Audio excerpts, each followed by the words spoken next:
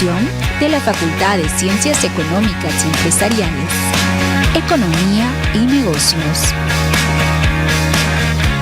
Le damos una cordial bienvenida al programa de Economía y Negocios, donde el objetivo de este programa es abordar temas relacionados con la economía, con la sociedad y su funcionamiento. De igual manera, en este programa se ofrecen temáticas vinculadas a lo que es la tendencia en los negocios. Agradecemos a la Facultad de Ciencias Económicas y Empresariales y al Canal 11 Televisión Universitaria por difundir este programa. Vamos a comenzar nuestro programa el día de hoy con la sección del momento económico-financiero, donde básicamente vamos a abordar una de las principales temáticas que hemos visto a lo largo de la semana, que es la fijación del incremento salarial para la gestión 2022. Es importante señalar de que ya se determinó cuánto va a ser el incremento, que básicamente va a ser de un aumento en 3% a la masa salarial y un 4% al salario mínimo nacional. Recordemos que actualmente el salario mínimo nacional está en 2.164 bolivianos. Con este incremento básicamente va a estar alrededor de los 2.250 bolivianos. Y de hecho la Central Obrera Boliviana estaba exigiendo un incremento entre el 7 y el 10% respectivamente. El Ministerio de Economía y Finanzas estaba proponiendo un incremento del 1.5%, considerando que la economía en el año 2001 tuvo una inflación menos del 1%, exactamente 0.9%. ¿Y qué es lo que se debe considerar para estos casos? Básicamente lo que se debe considerar es la productividad y el crecimiento de la actividad económica. Recordemos que en épocas de la pandemia, el 2020, la economía tuvo una contracción cercana al 9%, 8.8% para ser exacto, y en el 2021 la economía creció en 6.6%, por lo tanto hay cerca de 3% que aún está pendiente para alcanzar los niveles de antes de la pandemia, es decir, los niveles de la actividad económica del 2019. Y si vemos a nivel sectorial, el año pasado hay sectores que si bien es cierto han crecido, por ejemplo, minería cerca del 40%, podemos hablar también del sector de la construcción, alrededor del 20%. Hay otros sectores que han crecido menos del 2%, como es agricultura, como es restaurantes, establecimiento financiero.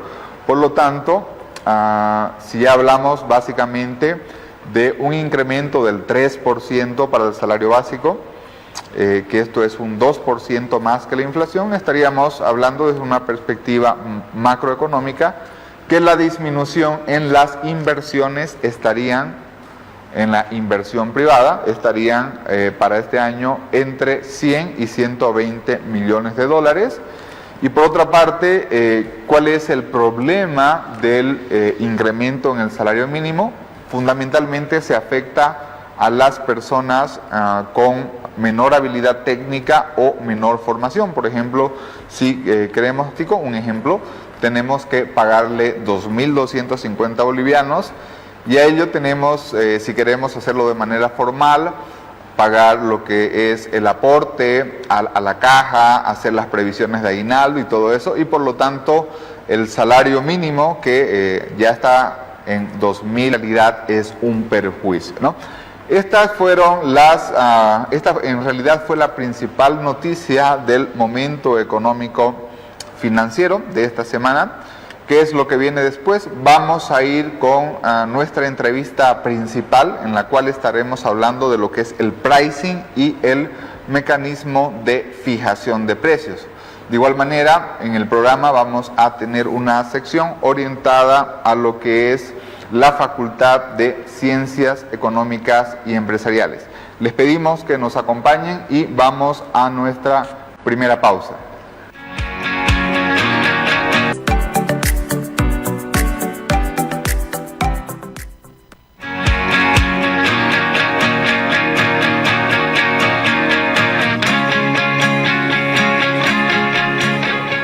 Muy bien, continuando con el programa de Economía y Negocios, hoy tenemos una entrevista especial. Vamos a estar hablando con Carlos Hugo Barberí Alpire sobre el tema de pricing, fijación de precios.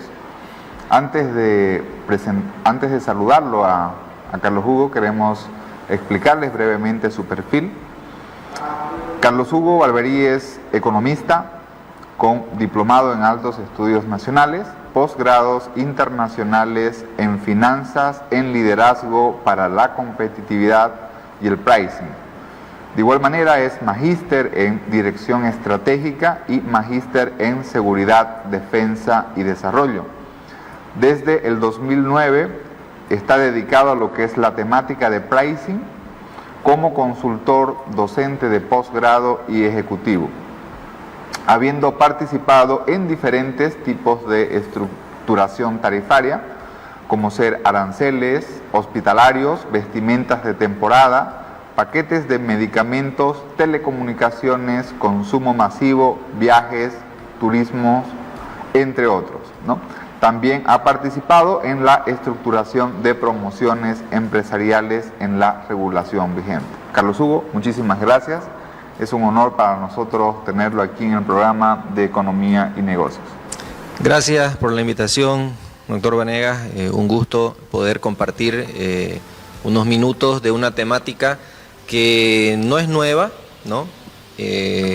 Pero se presenta como nueva justamente por su particularidad y sobre todo por ser joven, sobre todo en un mercado como el nuestro. Muy bien, cuando hablamos, por ejemplo, de cuando vamos a comprar un producto, una de las primeras cosas que miramos es el precio. De ahí realizamos una valoración y decisión si realizamos la compra o no de un determinado producto o servicio. De esto estaremos hablando el día de hoy, básicamente en cómo toman decisiones los individuos, cómo las empresas fijan los precios en los bienes y servicios que ofrecen, y por lo tanto estas son algunas de las preguntas de interés que estaremos realizando a nuestro entrevistado especial. Vamos a ir con la primera pregunta que tenemos para esta entrevista. Si podemos definir de manera general qué es el pricing, qué significa el pricing.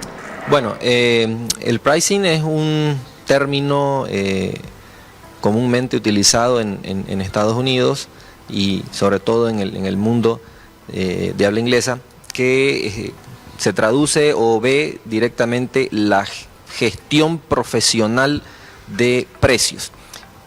¿Por qué utilizamos el término gestión profesional de precios?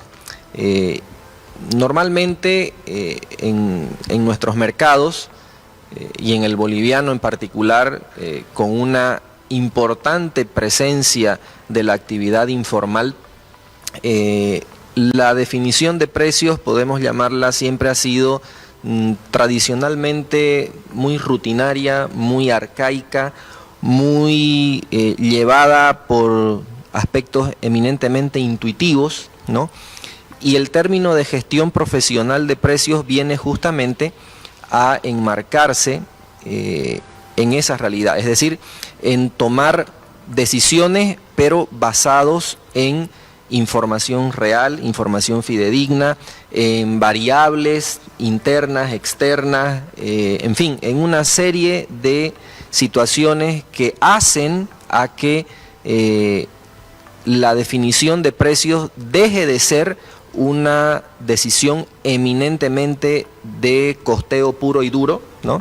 Para pasar a mirar de una manera más holística toda la gestión de precios y dejando obviamente los costos en un segundo, tercer o cuarto o más allá plano de análisis, porque si nos vamos a un término bastante ya antiguo, podemos decir que ya allá por 1870 ya Menger decía que son los precios los que definen costos y no al revés. 100 años después aparecen nuevas teorías, digo nuevas, alrededor de 1974 con los precios hedónicos, que no es otra cosa más que poder valorar cualitativamente aquellos atributos por los cuales el consumidor define su necesidad. Y así, 50, 60 años después, nos encontramos en un punto de partida donde estamos en la era del tiempo real, donde las decisiones del consumidor pueden ser nutridas de una tremenda gama de información, inclusive de llegar a la infodemia, ¿no? Donde, por ejemplo, hay portales donde te comparan precios de todo tipo, ¿no? Pero es una comparación eminentemente numérica, ¿no? Hay, por supuesto, programas que te permiten tener otro tipo de valoraciones más allá de un simple número, y es ahí donde el consumidor tiende a centrarse, a concentrarse para tomar sus decisiones, que por supuesto son decisiones racionales algunas y generalmente plasmadas o nutridas de irracionalidades, ¿no? Como decía Thaler, portarse mal es el hábito del consumidor, porque justamente en este ejercicio tiende a tomar decisiones mucho más inconscientes que conscientes, partiendo por supuesto de un elemento central que es su restricción presupuestaria, ¿no? Muy bien, en ese sentido, usualmente en la economía y los negocios decimos la gente sabe de que los precios los determina el mercado, ¿no? De diferentes productos y servicios. Pero, ¿qué es lo que está detrás de los precios? ¿Cómo podemos saber, por ejemplo, qué estrategias utilizan ciertas empresas para poder fijar sus precios? Bien, hay que analizarlo desde diferentes aristas, ¿no? Primero, hay que determinar si las empresas están inmersas en un rubro o en un mercado regulado o no regulado, ¿no? Para ello existen regulaciones muy específicas en nuestra legislación. Aquellos mercados no competitivos tienen su respectiva autoridad de regulación que mira no solamente lo técnico, sino también obviamente la regulación de precios. Cuando hablamos de mercados entre comillas competitivos, formales, ahí, por usar un término estadístico, las empresas tienen un poco más de grados de libertad para fijar sus precios. Ahora bien, en un artículo de opinión yo hacía una analogía que a veces de repente por ahí causó alguna extrañeza, que yo decía, las empresas para fijar precios tienen que hacer un análisis de PCR, ¿no? ¿Por qué? Porque tradicionalmente se habla de las 4P, posteriormente se habló de las 4C, y yo le adicioné las 4R, ¿no? Las 4P que todo el mundo conoce: producto, precio, plaza, promoción. Las 4C que ya viene a complementar estas primeras 4 variables, que son justamente los costos, los clientes, la competencia, el canal de ventas. Y cuando vamos a las 4R, estamos hablando primero de regulación, ¿no? Y ese es un tema muy importante porque muchas veces las empresas no toman en cuenta la regulación en el mercado en el que están, independientemente si sea un mercado totalmente regulado o si está dentro de un mercado no regulado. Puede estar en un mercado no regulado, pero existen normativas específicas relacionadas a los precios desde el punto de vista tributario, comercial, etcétera. Y yo también mencionaba por qué es importante tomar en cuenta la regulación, porque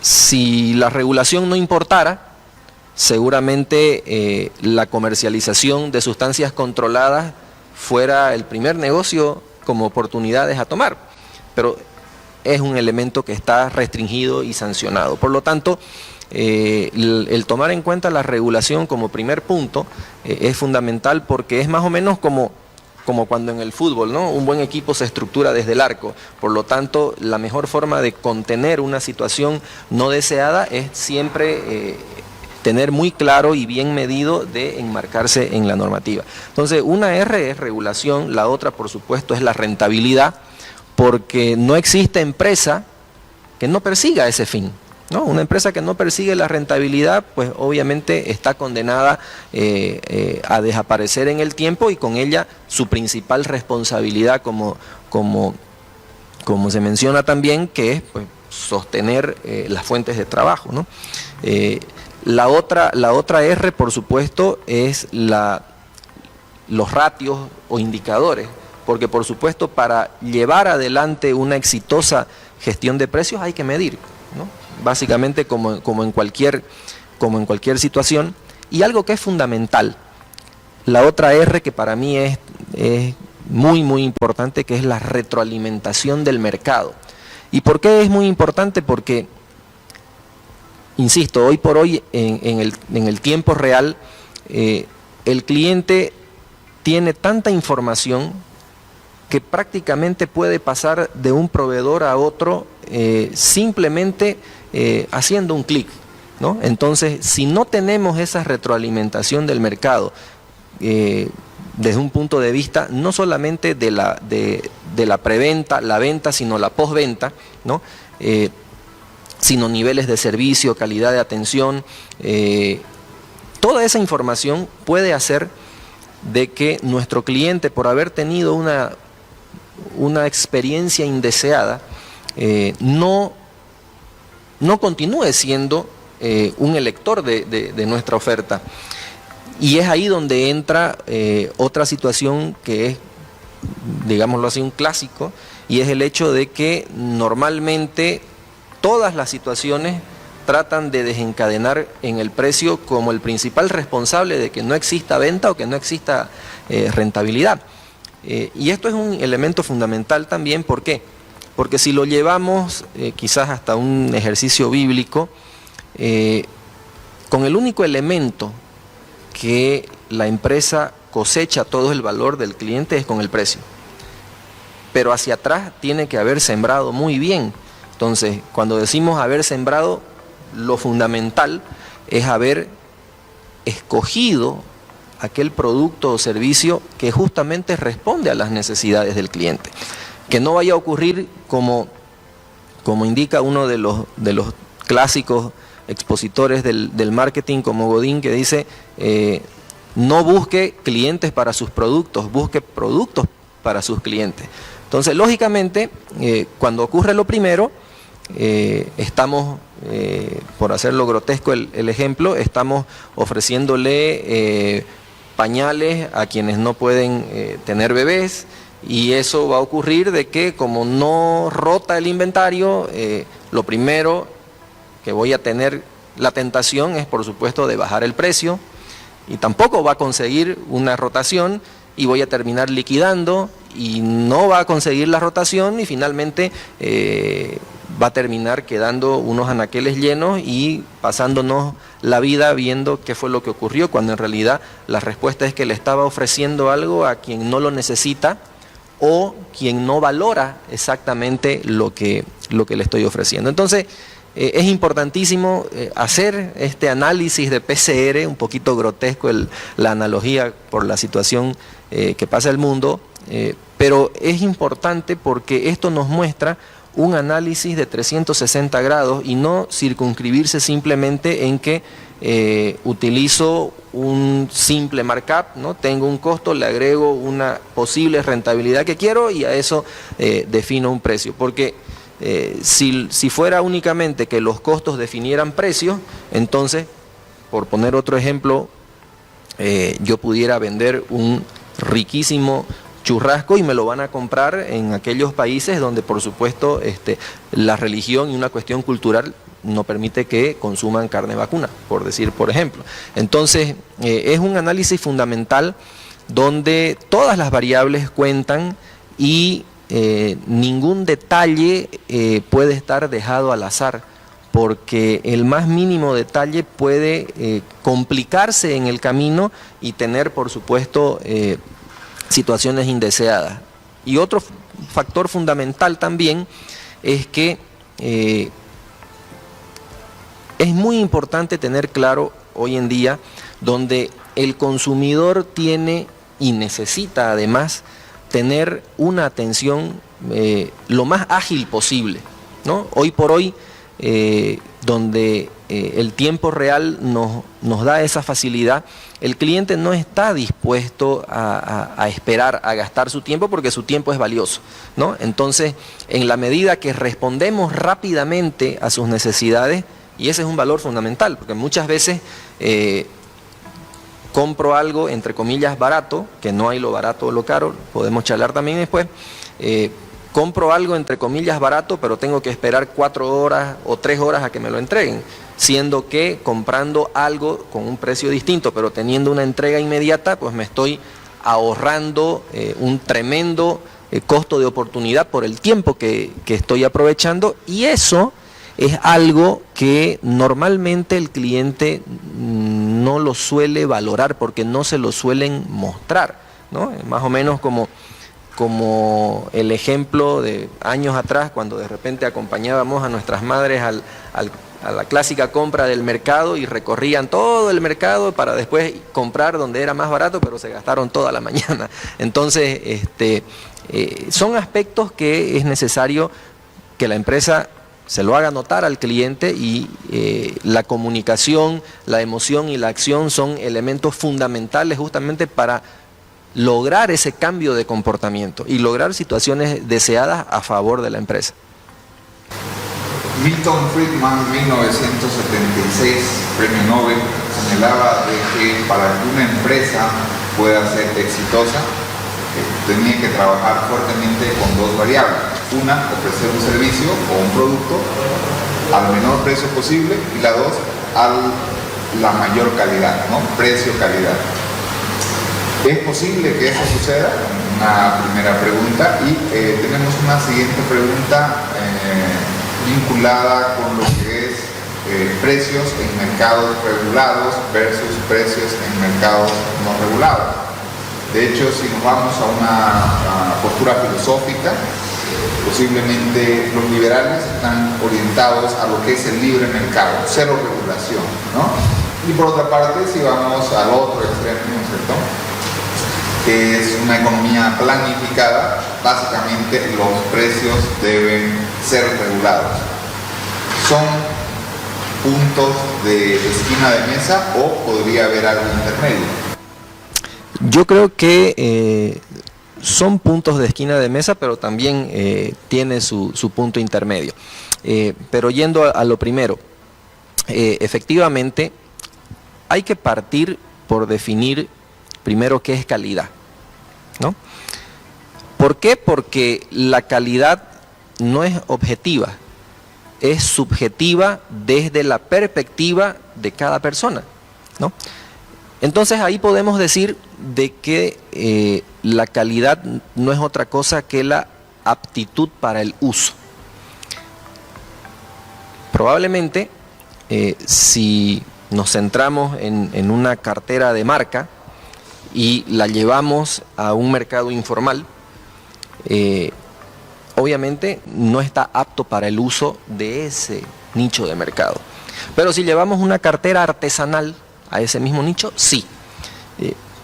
Me recuerdo o trae a mi memoria un hecho en época de pregrado, donde justamente en una asignatura nos dieron por trabajo valorar un periódico que muchos recordarán, normalmente se lo solía ver en los torpedos de los micros o de los taxis, que tenía una portada bastante sangrienta y un anverso con otro tipo de situaciones. Entonces me recuerdo que lo primero que no teníamos avanzado mucho, y lo primero que le digo al docente es: estamos en una universidad y me da un trabajo de algo que es absolutamente paupérrimo, con una calidad absurda. Nunca lo leería. Y me dice, para ti no es de calidad, pero ¿dónde lo ubicas? Entonces ahí me di cuenta que efectivamente, además costaba un boliviano en épocas de 1999.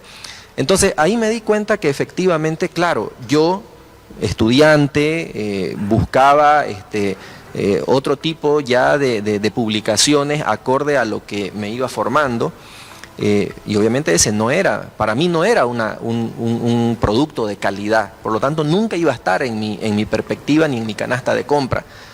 Pero para el señor que manejaba el micro, para el señor que manejaba el taxi, probablemente sí, porque el estrés de todo el día y tener una portada que de repente le generaba menos saturación, sí tenía una perspectiva de calidad para lo que necesitaba. Entonces, y obviamente, entonces, cada nicho de mercado estructurado por poder adquisitivo, por género, por aspectos culturales, en fin, la segmentación puede ser tan diversa y tan amplia como la imaginación de quien la estructure.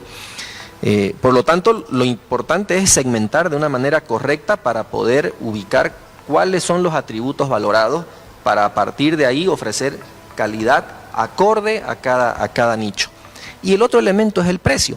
Y efectivamente, como mencionaba Friedman, al menor precio, porque es lógico, o sea, desde una perspectiva de eficiencia, todos vamos a optar o a pretender obtener el mayor beneficio al menor costo, al menor precio en este caso. Pero ahí es donde definitivamente se insertan otro tipo de variables que hace que uno tenga necesariamente que evaluar esa combinación a veces quirúrgica de un equilibrio entre precio y calidad, que no hay una receta para ello, y la evaluación es evidentemente individual inclusive. Ahora, esto es tan complejo, ¿no? Y ahora con la tecnología permite inclusive que programas informáticos bastante robustos puedan, a través de algoritmos bastante complejos, sugerir justamente, inclusive hasta qué venderle al cliente, a qué precio venderle. Pero obviamente ese es un desarrollo de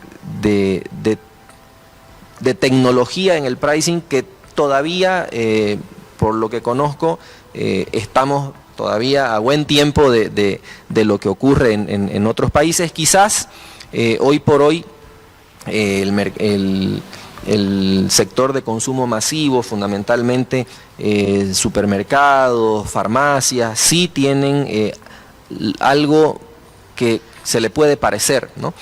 Pero obviamente en mercados absolutamente desarrollados, con el análisis de Big Data e inclusive de inteligencia artificial, hasta puede llegar a determinar que de repente Alejandro Vanegas, cuando va al supermercado por la cesta de compra, puede inferir que de repente está en un proceso de dieta, y por ende el sector farmacéutico le puede llegar a sugerir determinados complementos alimenticios, y le puede llegar a través de cualquiera de las redes sociales sugerencias. Uno ve actualmente, hay algunos memes bastante grotescos de WhatsApp y Facebook, ¿no? Donde uno hace un comentario en WhatsApp y sale sugerencias en Facebook. Entonces, evidentemente eso hoy por hoy también está en discusión un poco, un tema hasta de ética, ¿no es cierto? Porque ya llegamos a un punto donde es prácticamente tan invasivo que hasta el concepto de libertad del consumidor puede hasta cuestionarse, ¿no es cierto? Porque en un análisis de datos tan robusto, donde se pueda llegar a determinar qué compra, cuándo compra, cuánto compra, cómo lo compra, si con efectivo, si con tarjetas, si con QR, o sea, ya prácticamente como consumidor está absolutamente desnudo en su libertad, y obviamente ese tipo de información es útil cuando es bien usada, pero puede ser no necesariamente útil si no está correctamente utilizada. Entonces ya estamos en un punto, no acá, sino a nivel internacional, donde ya el pricing entra en una situación donde raya en lo ético desde el punto de vista de llegar a conocer a tal nivel de detalle al consumidor individual. No estamos hablando ya de un segmento, ¿no? ¿Por qué? Porque compra a través de su teléfono, a través de aplicaciones, etcétera, etcétera, donde ya prácticamente entrega toda su información y podemos llegar a conocer al milímetro y llegar a sugerirle hasta qué es lo que necesita, ¿no? Sin que lo sepa probablemente. Disculpe que lo corte, hay un paréntesis y una anécdota. Una vez en Estados Unidos, un amigo estaba hablando sobre comprar una parrilla. Él necesitaba comprar una parrilla y entró a Facebook y salió la publicidad de la parrilla, ¿no? Entonces, esto de la inteligencia artificial, incluso hay una invasión por los teléfonos. Por eso muchas personas, especialmente como mencionaba en países avanzados, cuando están teniendo una conversación cotidiana, incluso apagan hasta sus celulares, precisamente porque la tecnología hoy en día, Google, Facebook, incluso WhatsApp, están con esto de la inteligencia de negocios, incorporan lo que es un lenguaje asociativo para vincular todas nuestras decisiones. Sí, esto es tan real que si nosotros nos ponemos a pensar, y sobre todo con todo esto que ha pasado de la pandemia, es fundamental volver, claro, con la pandemia el mundo entero estuvo confinado, ¿no?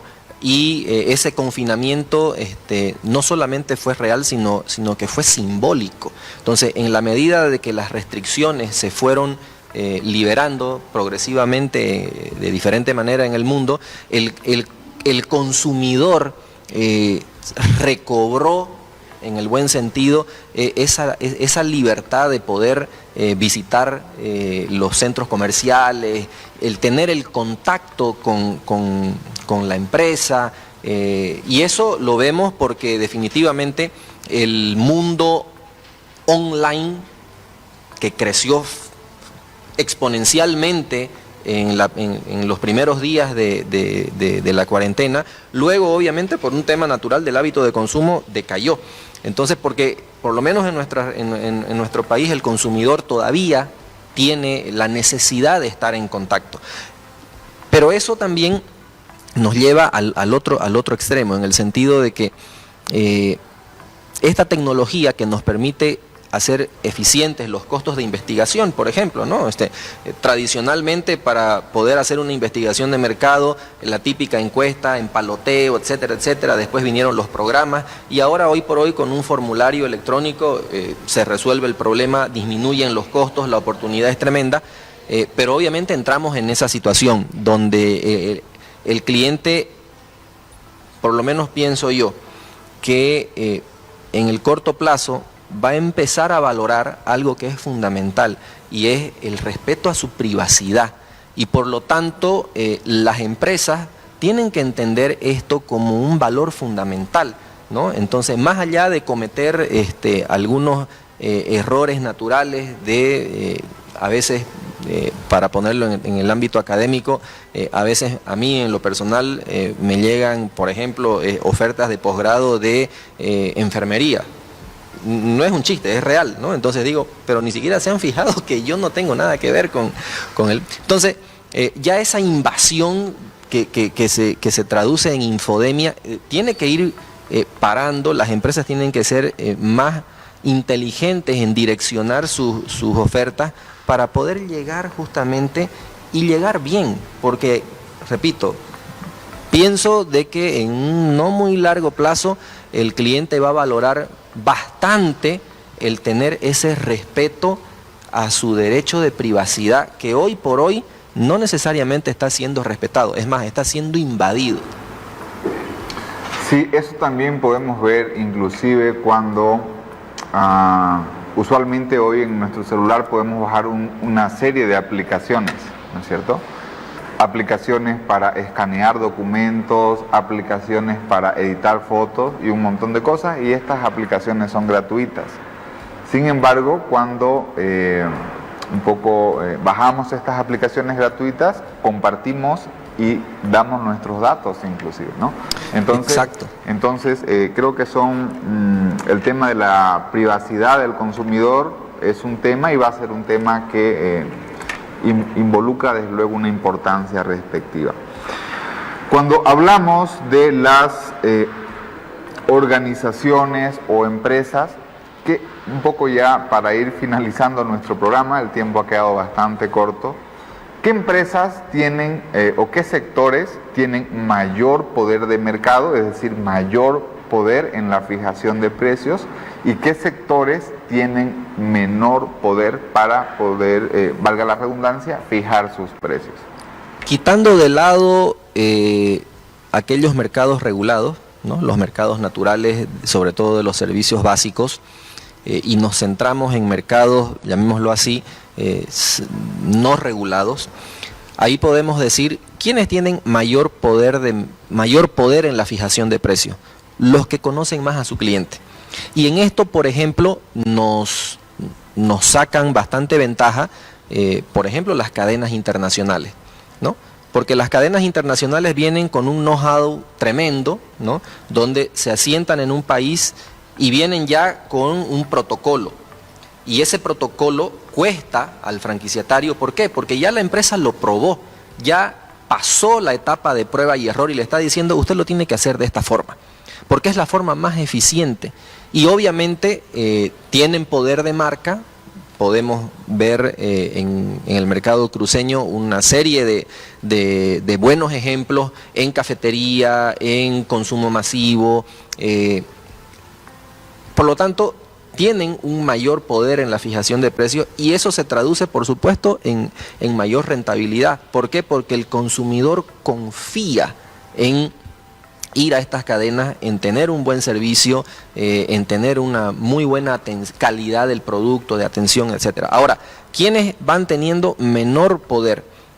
Por supuesto, aquellas empresas que no tienen esta particularidad, pero concentrándonos en productos o servicios, podemos decir, ¿quiénes tienen menor poder de fijación de precios? Aquellos productos o empresas que están en mercados de commodities, llamémoslo así. Es decir, aquellos productos o servicios que por su naturaleza tienen un bajísimo margen de contribución. Por lo tanto, esto implica de que ahí el análisis de precios es lo más cercano a una cirugía, porque tiene que ser quirúrgico. Porque en un producto o servicio que tiene una rentabilidad a nivel de contribución menor a 2 dígitos, 1 milímetro puede significar llevar a la empresa a la quiebra. En el otro extremo, las empresas que gozan de una reputación tienen obviamente unas espaldas mucho más robustas que les permite pues, poder hacer ejercicios promocionales y de expansión, porque tienen el cuerpo suficiente para poder sustentarlo, no solamente de manera inmediata, sino en el largo plazo también. Muchísimas gracias, Carlos Hugo. No sé si para concluir esta entrevista nos podría dar una recomendación o estrategia a desarrollar para los micro, para los pequeños y para los medianos empresarios. En otras palabras, ¿qué tipo de estrategia se puede tomar en cuenta para que ellos establezcan o realicen esta cirugía de precios de la mejor forma en relación a sus productos o servicios? La gran desventaja del pequeño y mediano empresario es que normalmente no tiene una estructura organizativa que le permita tener alertas de tipo regulatorio, de tipo de mercado, ¿no? Normalmente son decisiones bastante emocionales, ¿no?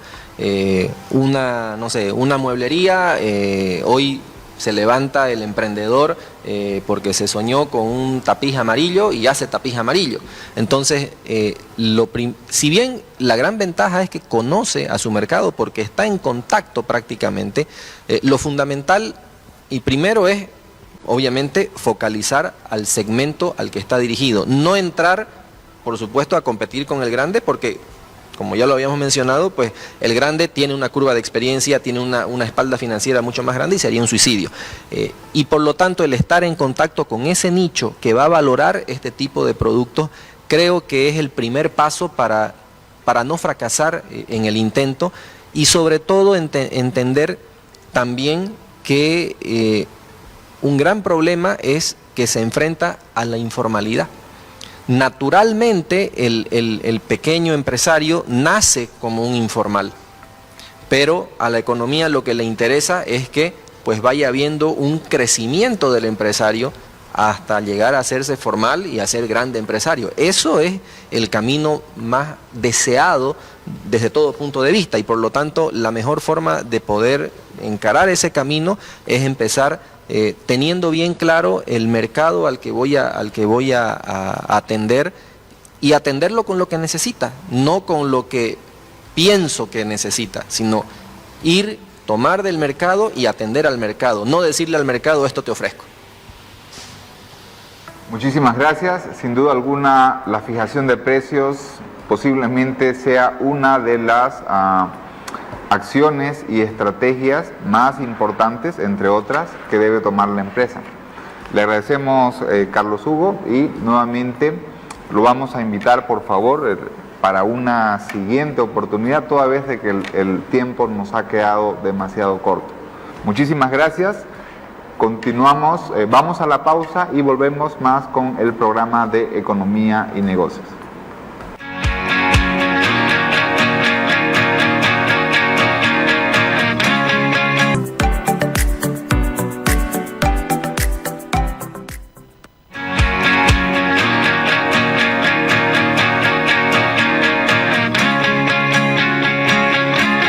Como es habitual en el programa de Economía y Negocios, tenemos una sección dedicada a lo que es la Facultad de Ciencias Económicas y Empresariales, donde principalmente se difunden las principales actividades académicas por parte de sus docentes, estudiantes, como también las principales actividades desarrolladas desde sus autoridades facultativas. En tal sentido, tenemos 3 actividades fundamentales que se han desarrollado durante la semana. Podemos mencionar, por ejemplo, lo que es el inicio del proceso de autoevaluación y acreditación por parte de la carrera de Administración de Empresas ante el CUB. Por otra parte, también vamos a mencionar otra actividad académica que se desarrolló, que está relacionada con una presentación del libro de manera virtual a través de profesores investigadores de una universidad mexicana. Y finalmente también vamos a mencionar con lo que es el aniversario de la carrera de Ingeniería Comercial en su cumplimiento de 30 años, ¿no? En tal sentido, vamos a ver las principales notas de la Facultad de Ciencias Económicas y Empresariales.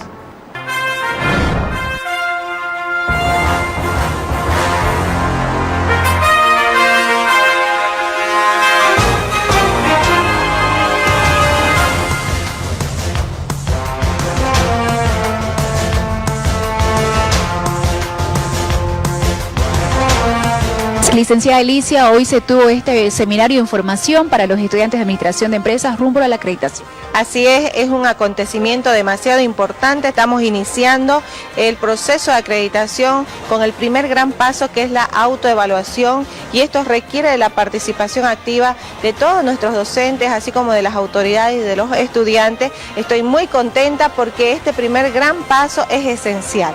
El proceso de autoevaluación, un proceso importante, un proceso indispensable en el cual van a poder identificar los problemas y las deficiencias y potencialidades que tiene la carrera.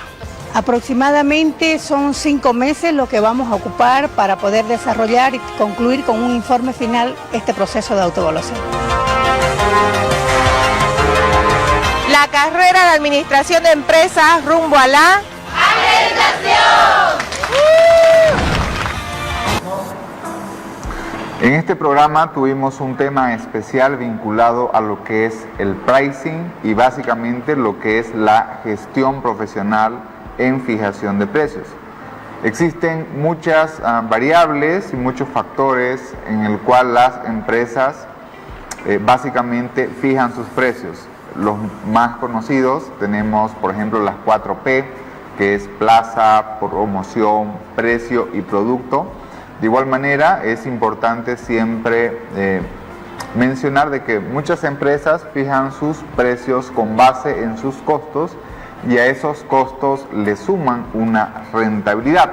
Para ello también es importante siempre tener una retroalimentación del mercado. Hay empresas que tienen más poder en la fijación de precios que otras empresas. ¿Cuál es la clave del éxito? Básicamente la clave es conocer muy bien a su cliente, ¿no? Por lo tanto, aquellas empresas que realizan análisis de datos, inteligencia de negocios vinculadas con lo que son sus consumidores o clientes, usualmente son las que tienen mayor poder en la fijación de precios.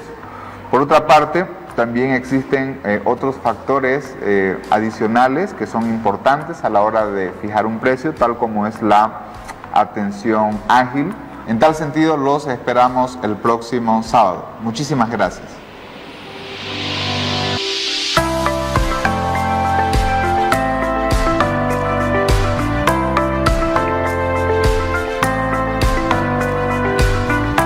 Economía y negocios. Llegó